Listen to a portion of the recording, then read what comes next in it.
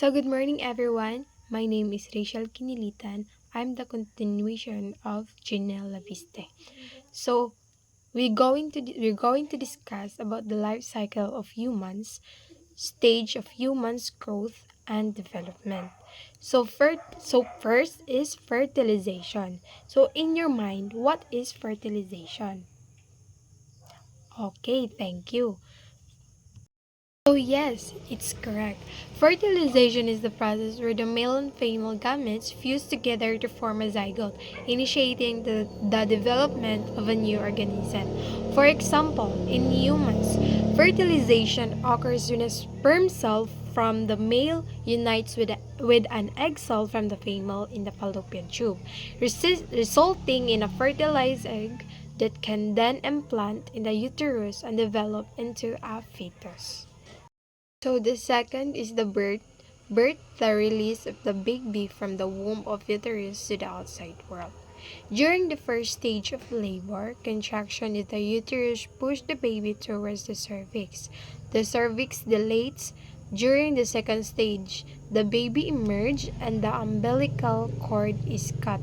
During the third stage, the placenta and the amnion is forced outside of the mother's body by contraction of the uterus. Yes, birth, also known as parturition, is the process where a baby is expelled from the mother's uterus to the outside world after a period of gestation through a series of uterine contraction.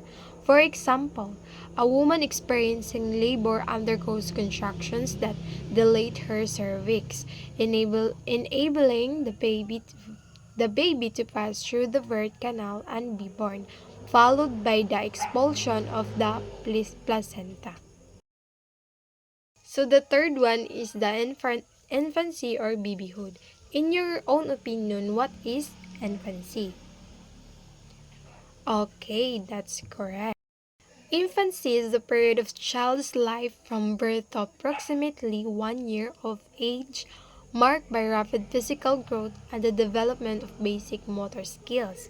For example, during infancy, a baby learns to roll over, sit up, and eventually crawl, while also developing their senses and beginning to communicate through babbling and gestures. So the fourth one is the early and the late childhood. So if I'm going to ask you what is the difference between the early childhood and the late childhood? Anyone? Okay, what is early childhood? Thank you. Early childhood is typically from age 3 to 8. It is a period marked by significant advancement in language, social skills, and cognitive abilities as children engage in preschool and early elementary education. For example, a child in early childhood may learn to read simple books, play cooperatively with peers, and understand basic math concepts. So, I'm what is the late childhood? I'm going to ask you what is the late childhood. See, okay, anyone? Yes, it's correct. Late childhood is generally from age 9 to 12. It is characterized by increased independence, more complex reasoning skills, and the development of friendship outside the family as prepare for adolescence. For example, a child in late childhood might participate in organized sports, solve more complex problems, and form deeper relationship with their friends. So let's continue. In your own opinion, what is adolescence? Okay, correct. Adolescence typically spanning from age 13 to 19 is a transition stage marked by significant physical, emotional, and social changes as individuals mature from childhood to adulthood. So, for example, during adolescence, a teenager might experience a growth spurt, develop a greater interest in romantic relationship, and begin to form their own identity and values separate from their family. Next is Next is early adulthood. Anyone can give an opinion about this? Mm, okay, thank you. Early adult uh, uh, Early adulthood is the period typical spanning from the late teens or early 20s through the 30s, characterized by establishing independence, forming intimate relationship, and pursuing career and educational goals. So, for example, a person in early adulthood might graduate from college, start their first full-time job, move into their own apartment, and begin a long-term romantic relationship. So, next, dirita sa middle age. So, anyone can explain about middle age? Okay, thank you. Middle age is the period of life typically from around age 40 to 65. Age 40 to 65 ang middle age ha. Marked by career stability, family responsibilities, and potential physical and cognitive changes. So for example, a person in middle age may be focused on advancing in their career, raising teenagers, caring for aging parents, and managing age-related health concerns. So next is about the old age. Anyone? Yes, thank you. Old age typically starting around age 65, like our grandparents, is the final stage of life, marked by retirement, reflection on life's experiences, and adaptation to physical and cognitive changes. For example, a person in old age may spend time traveling, volunteering, enjoying hobbies, and focusing on maintaining their health and relationship with families and friends. So, muna siya ang old age kanang sa side na nato sa toang grandparents. So last about the human cycle is the death. So we all know about the death word, diba? Death is the permanent cessation of all vital function in a living organism, marking the end of life. For example, when a person's heart stops beating and their brain ceases activity, they are declared dead, signifying the irreversible end of their biological existences. So now, let's proceed about the cycle of the animals. So, in your own opinion, what is the metamorphosis in mosquitoes? So, so yes, metamorphosis in mosquitoes is a complete transformation involving four distinct life stages: egg, larva, pupa, and adult, each adapted for different environments and function.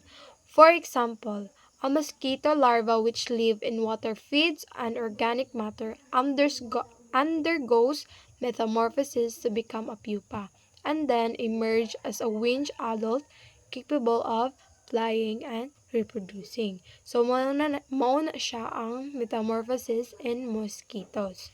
So next is about the metamorphosis in butterfly. So metamorphosis in butterfly is a complete transformation from crawling larva caterpillar into a winged adult, occurring through a distinct pupal stage inside a chrysalis. So ang chrysalis kay mo bitaw na ilang kukon bitaw nga ilahang tulugan para ma-form gid sila og butterfly. For example, a caterpillar eats, grows, and then forms a chrysalis, inside of which it undergoes a dramatic reorganization to emerge a butterfly with wings, natural butterfly with wings, na gina siya pako, capable of flight and reproduction. So next is the metamorphosis in frogs. So metamorphosis in frogs is a transformative process where an aquatic tadpole with gills and a tail develop into a terrestrial frog with lungs, and legs. Nakita naman kita sa kanang butiti, di ba? Magkinahinay jud og kanang ka-develop ang ilahang lawas. So for example, kanang a tadpole which swims and feed in water undergoes metamorphosis to develop lungs, legs, and shorter body, allowing it to live on land as a frog. Diri ata sa last part. It's about the life cycle of flowering plants. The life cycle of flowering plants involves the production of flowers, pollination, fertilization leading to seed and fruit development, dispersal of seed, germination under favorable condition, and growth into a mature plant. So, since wala man ko'y kuan diri i-imagine na lang ninyo nga kanang nagtanom mo og kanang prutas, unsa nga prutas ba dira ang mangga, or bantayan ninyo siya og unsaan bitaw siya pagtubo. As in imo siyang kanang atimanon, imo siyang bubuan, hinanaon bitaw. I-kuan ninyo, i-describe ninyo kung unsa ang kanang step sa iyang pagtubo bitaw. Giunsa nimo siya pagatiman, yana. So before we end our lesson, I'll give you an activity. It's true or false only. So number 1, all animals are born alive. So what's your answer about this? Yes, it is false because not all animals are born alive, because some animals kay mamatay gid siya bago siya magawas bitaw sa iyang itlog or kanang maanak siya, mamatay gid siya. Then second, some animals are hatched from eggs. True or false? Yes, it is true because some animals are hatched from eggs like chickens, ducks, ostrich, snakes, dinosaurs. Some dinosaurs are hatched from eggs. Same. Okay, number 3. A human body develops in the womb of the father. It is true or false? Yes, it false. Because kitsa mong makakita nga ang papa mo'y mabuntis, di ba? Okay, number 4. Only mother can deliver a baby. It is true or false? Yes, it's true. Only the mother can deliver a baby because dili man pwede sa papa, di ba? Mo may ang papa may magkuan sa kabalo na tana. Sige, last but not the least, plants also undergo life cycle. So, tama ba nga mo undergo pod ang plants sa life cycle?